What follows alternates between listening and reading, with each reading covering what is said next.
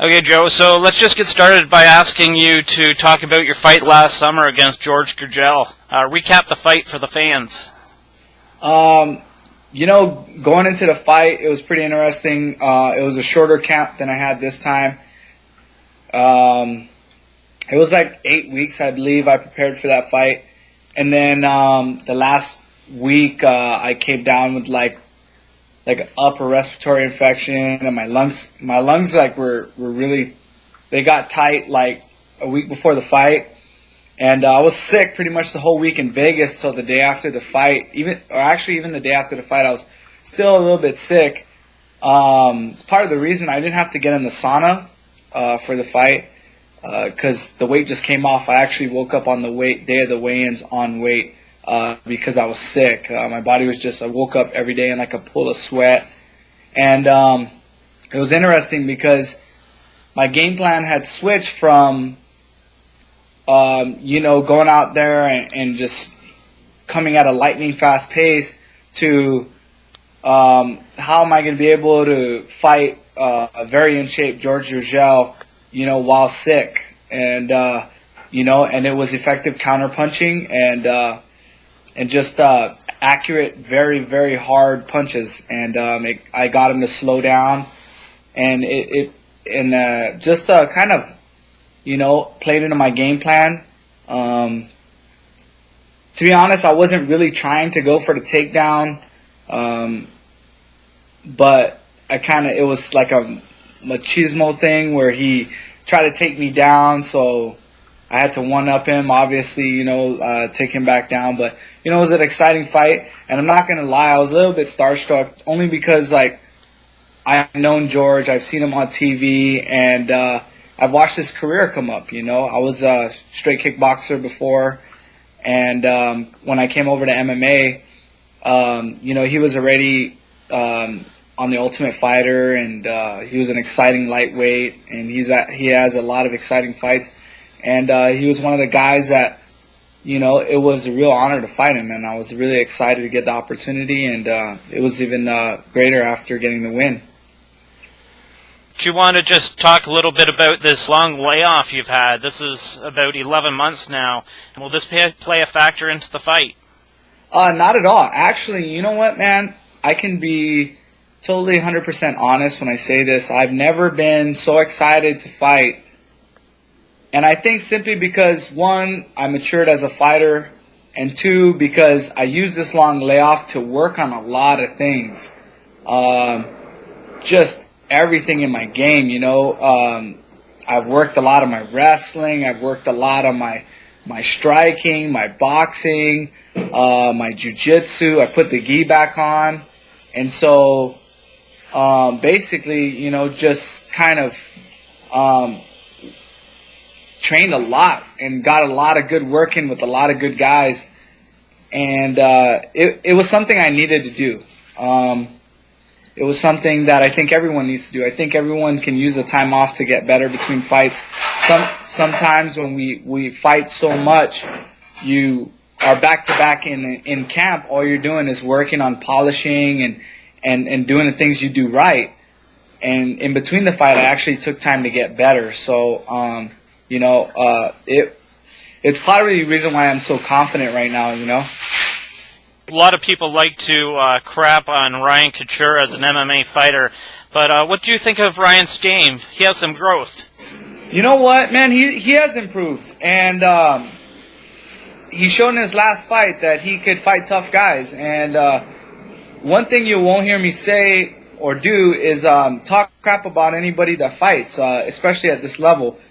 I think there's a sense of work ethic you have to have. Everyone at this level works hard. Everyone at this level is athletic. Everyone at this level is good. So to say somebody is not good or to talk bad about them is just something that people that don't train are going to say or don't fight. Or people at a lower level are going to say, oh, I can beat that guy. Obviously, but when you get in there, it's like Floyd Mayweather said. It looks easy from when you're looking through the ropes until you get in there with somebody world class. And then that's when you show your true colors. And to be honest, people constantly compare him to his dad. He's under the scrutiny of of trying to live up to the last name. And to be honest, I respect the guy because he's classy, he's humble, and he's working on being his own man. He's not trying to live off his father's name. He's trying to make his own name, and it's just harder when you got that way. Look at the Chavez Jr., Chavez Sr. story. It's the same concept. Everyone compares Chavez Jr. Oh, he's not as good as his dad.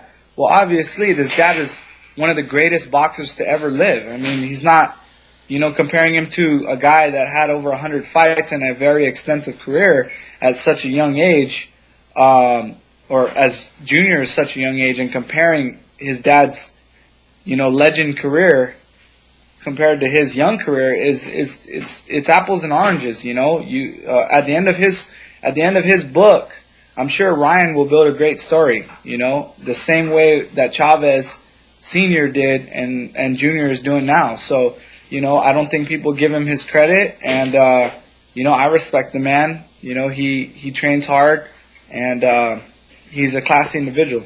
The fight's getting pretty close here. How much more weight do you have to drop before the weigh-ins next week? That's actually a secret. Nah, actually I'm ahead of schedule. Very, very ahead of schedule. I've put a lot of focus on my conditioning for this fight. And we brought in a new strength coach, world-class strength coach, Andy, to our gym. And I've been doing privates with him all week long for these last, however many weeks we've been training, and it's just improved my conditioning. Like, I've never been in better shape, and I'm thoroughly surprised that as my weight usually comes off, I usually start to feel weak towards the end of camp. I mean, today I sparred with, we're sparring rounds and rounds and rounds with fresh guys. Chris Cope and all these guys coming, fresh guys coming at me, and I feel great. I feel strong. So I'm ready. I'm ready to fight hard for 15 minutes. So give me a prediction on the fight. How will it finish? Well, I just see I'm just gonna come out and I'm going to make it a lot more exciting than the George fight. We'll just put it that way. And I got a lot more gas in my tank this time, so a lot more. So you're going to see a lot of different varieties in my game. Changed a lot of things up in my game, and worked on a lot of new things. I just feel like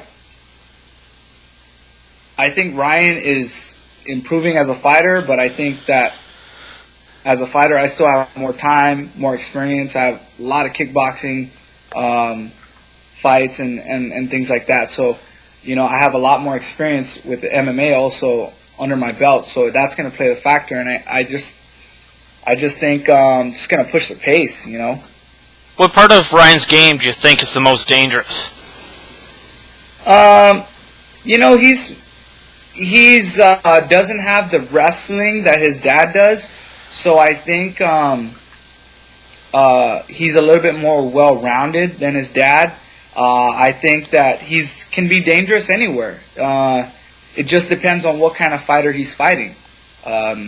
He's got very more of a relaxed. He moves a lot. His stand-up's got good lateral movement.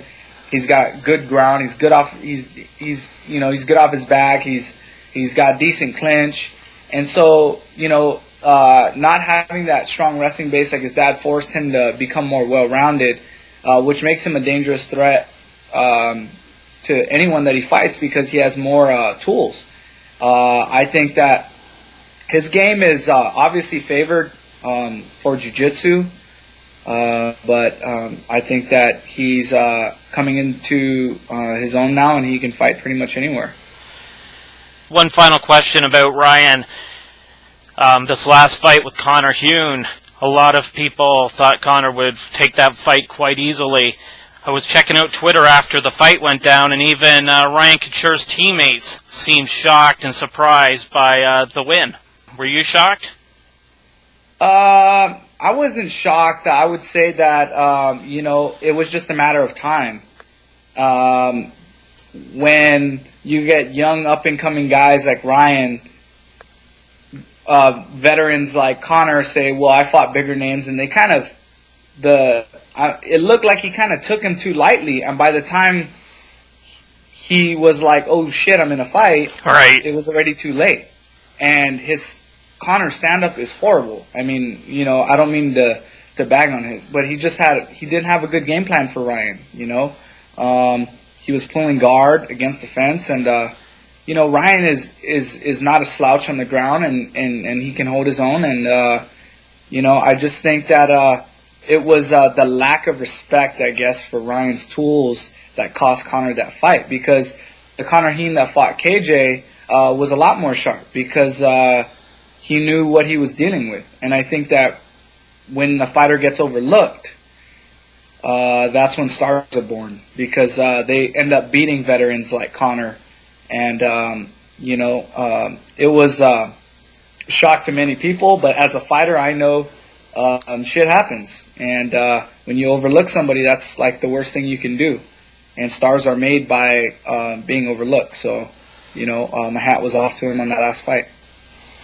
Okay, and I was just checking out the Strikeforce site. Looks like you guys are on the prelims. You kind of surprised by that with Ryan Couture's name? They've built him up quite well. You main evented your last card.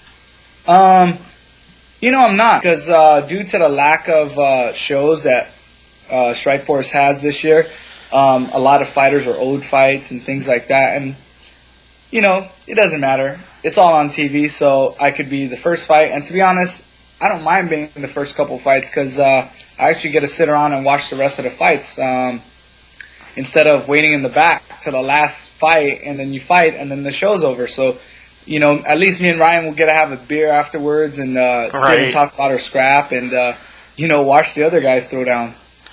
Talking about the other guys thrown down, going to ask you for a prediction. We got Rockhold versus Kennedy in the main event. Who'd you like? Oh man, that's a hard one, because Rockholtz is he's a beast, and you know, I'm an Army dude, and you know, prior Army, and you know, Kennedy is a special op guy, so you know, obviously I'm leaning because I want Tim to win. But at the same time, Rockhold is a beast, man. So, you know, that's a toss-up. I think that Tim has a chance, but it's going to be a very, very, very big test for him, you know. All right, man, and my final question for you is, we were talking about Strikeforce and how a lot of guys were having trouble getting fights. What do you think the future of Strikeforce holds? You know, that's up in the air right now. I'm not even sure. I know that I'm fighting on the 14th. I don't even know when my next fight will be. It's actually the reason why my layoff was long, you know. I tore a tendon in my hand in my fight against Gergel in the second round, but you know, I was ready to come back in December, and because the lack of cards and the lack of shows, guys were owed fights, and we had to give those guys a chance to fight. And so, you know, it was kind of the reason why we're all sitting around wondering, like, when we're going to fight. But hopefully they, you know, Strikeforce is a good thing. You know, I'm happy there. They treat me good, and you know, I'm curious to see what they do with it as well. We'll see at the end of the year. Throw out any sponsors, promote your Facebook or Twitter. Not like you need the Twitter help, but hey. You can find me at Joe Duarte MMA on my Twitter, or you can add me on Facebook. I don't think you can add me on Facebook. You can like my fan page. I don't really deal with the fan page because I just think, like, I'm an island boy. We don't like have fans, or, you know, it's just something. I don't know. I'm weird about that stuff. But thank you to my sponsors, Smart Stop, Self Storage. Thank you guys, and my team, the arena, and everyone that supports me back home on Guam. I love you guys. Hey, man, thanks for doing this, and best of luck on Saturday night. Thanks a lot, Mark. Appreciate it, brother.